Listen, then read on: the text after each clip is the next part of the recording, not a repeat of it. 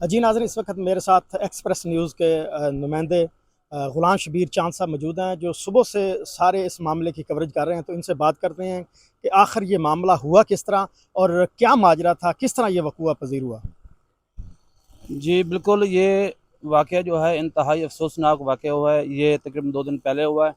ये 7 अफ़राद जो ग्वादर में हजाम का काम करते थे, तो उनके साथ ये वाक़या पेश आया है। ये 2 दिन पहले रात को 3 बजे जो ये वाक़या पेश हुआ है।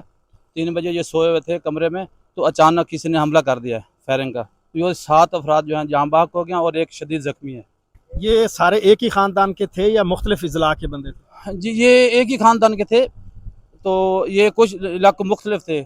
एक चौपरहटा करेशी था, एक जो था वो सुबहान सिंह का था, और एक जो थे 3 जो थे वो तलम्बा के थे, और 3 जो थे वो और कहीं के थे, खाने वाले इलाके अच्छा, के। एक जो आदमी यहाँ पे चौपराटे पे इस वक्त हम उसकी जनाजा गाह में जो है जनाजा अदा करके अभी कब्रिस्तान पहुँचे हैं।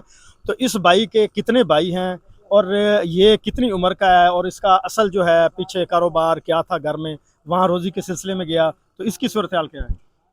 ये बच्चा जो अदनान था, इसका नाम अदनान था। ये इसका जो वालिद है वो कहीं बाहर गया हुआ है काम के सिलसिले में, मेहनत मजदूरी के सिलसिले में। इसकी जो वालदा थी उसकी डेथ हो गई थी।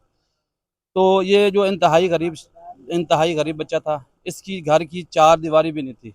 इसका एक भाई जो है वो बिल्कुल अपाहज है, माजूर है, वो बिल्कुल कमाने का काम है। घर का ये अदनान जो है ये घर का वहद कफील था। जी नाज़रीन, जैसा कि भाईजान ने बताया कि यहाँ पे जो है ये घर का वाहिद कफ़ील था जो रोज़ी रोटी के सिलसिले में गवादर में जो है एक हजाम पे काम करता था। तो वहाँ पे ये सानिया जो है वो पेश आया।